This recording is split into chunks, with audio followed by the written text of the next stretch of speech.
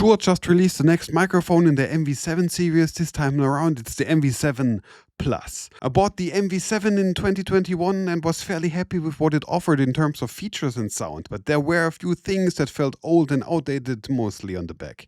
This time around, it's almost the same microphone with a few tweaks here and there, removing some software, adding some new software, and adding a touch bar on the top, and finally, no more mini USB, it's USB-C now. But when you first look at it, not much has actually physically changed. It has the same input for XLR connection at the back. The USB-C is placed firmly at the same spot and there's the same headphone jack. Now, connecting it via USB-C directly into your PC of choice worked flawlessly. Connecting it via a dongle or adapter was rather wonky. And Shure's new Motive Mix software, which replaces the older Motive app, did not want to cooperate with it, not giving you access to all the DSP features. Weird, but directly plugging it in worked flawlessly. Also weird, the new MV7 Plus does not have a direct way of switching between headphone volume and recording volume physically on the mic itself, something the MV7 had with its dedicated touch button. Back to the physical appearance. The mic still has the same swing handle connection to your desktop arm, which was a good solution with a pretty well thought through design the first time around. Except there was one major drawback that still isn't fixed in the Plus version. It has no shock absorption whatsoever, meaning if you accidentally knock against it, you will hear it in your recording. New to the MV7 Plus is the revamped visual LED bar on its top. The older MV7 already had something similar, giving you multiple different variations of seeing your levels while speaking into the microphone, as well as adjusting loudness and muting yourself. Now, the new LED bar virtually does the same, but with a gamer touch added to it. It now has a customizable color stripe across it, which is touch sensitive and doubles as a mute button while actually tapping on it. Now I don't see the appeal of having your mic being lit up and even more visible when you are streaming in an already small frame inside of a bigger game frame, but at least you are able to change the color to your branding inside the new Mix app. And this is also the place where you can disable all the touch functions if you'd like to, as well as dim down the color to a minimum, even though it will always be active. To end talking about the design choices, everything else seems to be the exact same thing than its predecessor. The same dynamic driver capsule, the materials used for the metal shell, build quality on both microphones is top notch, and still one of the best and most easiest to transport with you, due to its sheer size. The last thing I want to talk about before we go into testing and the software is something that Shure learned from making a mistake with the MV7. Its foam pop filter on the MV7 was too short, allowing more plosives and clicks into the recording, which brought a lot of people, myself included, to buy a separate cover from the SM7B line to widen the distance to 4 inches or roughly 10 centimeters. And now with the MV7 Plus, Shure added a longer pop filter out of the box, which is still a tad short in my opinion, but much better than the old one. Now let's get into what makes this probably the perfect microphone for streamers and content creators. The software. Motive Mix is a fully fledged desktop recording and digital mixer that has everything the previous app had and a bit more. But this time it's actually working. Connecting the older MV7 to the software worked, but all of the digital features weren't available at this time, which makes sense since Shure wants to obviously sell the MV7 Plus to its customers, you. But the MV7 will be added down the line, getting all the same benefits according to Shure. So, Now what kind of benefits am I actually talking about?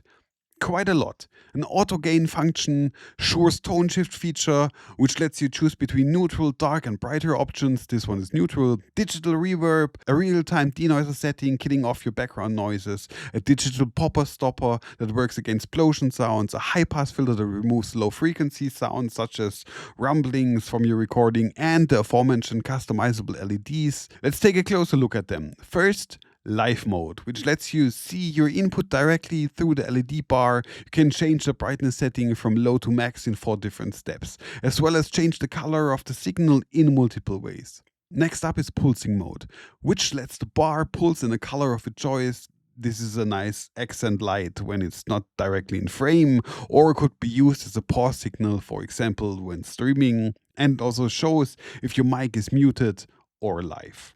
The color can be changed in multiple ways. Also, hex color codes can be added for even more precise branding of your stream. And then there's solid, which is pretty self-explanatory. The lights just stay on. Now, quickly glancing at Motive Mix itself, the app lets you add multiple channels and record them all at once, but the output is still mono, at least for the moment, which is a bit weird, especially if you try to record a podcast and need to separate the channels for better editing options. What I almost forgot to mention is that you can use the mic with your iOS or Android device, but you need to install the corresponding Motive audio app and launch it to let the mic be recognized by your mobile device. Oh, and once you edit the settings inside the Motive Mix desktop app, no matter the device you carry around will be using the settings for recording since they are stored on the mic itself. Now the only thing left to do is actually hear a comparison between the MV7 Plus and the MV7 and then my conclusion at the end. And of course in the comparison I turned every available digital feature off, but I also recorded the MV7 Plus with everything on, which you have already heard the whole video over since this is the mic obviously that I'm using for the audio recording for the last 10 minutes or so.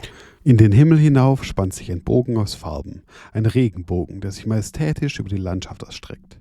Seine Strahlen brechen sich im feinen Regentropfenlicht, zauberhaft und leuchtend, rot wie die Glut eines Abendfeuers, orange wie der warme Sonnenuntergang, gelb wie die Strahlen der aufgehenden Sonne, grün wie das saftige Gras nach einem Sommerregen, blau wie das klare Wasser eines Bergsees, indigo wie die tiefe Stille der Nacht und violett wie die zarte Blüte einer Frühlingswiese.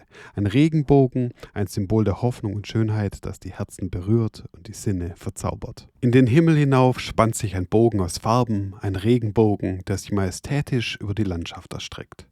Seine Strahlen brechen sich im feinen Regentropfenlicht, zauberhaft und leuchtend, rot wie die Glut eines Abendfeuers, orange wie der warme Sonnenuntergang, gelb wie die Strahlen der aufgehenden Sonne, grün wie das saftige Gras nach einem Sommerregen, blau wie das klare Wasser eines Bergsees, indigo wie die tiefe Stille der Nacht und violett wie die zarte Blüte einer Frühlingswiese. Ein Regenbogen, ein Symbol der Hoffnung und Schönheit, das die Herzen berührt und die Sinne verzaubert. Conclusion. The MV7 Plus mostly produces the same warm, clean-sounding recordings as its predecessor in a well-rounded package that more often than not gives you the radio voice quality so many people look after. Now the thing is, the mic comes in at 329 euros, which is quite a lot. And in my opinion, it only adds minor physical changes with the LED bar and the USB-C input over the MV7. And when Shure removes the digital cock block of all the automated features inside the new Motive Mix app, then I don't see why you should actually pay double the price tag for an LED bar when you can get the same audio quality for roughly half the money with the MV7. As always, my name is Leech and I'm off writing the next scripts. If you enjoyed this video, then make sure to subscribe to this channel. There are plenty more of this type of content and many other things available for you to watch. Have a great day, see you around, and goodbye. Let's do it like this.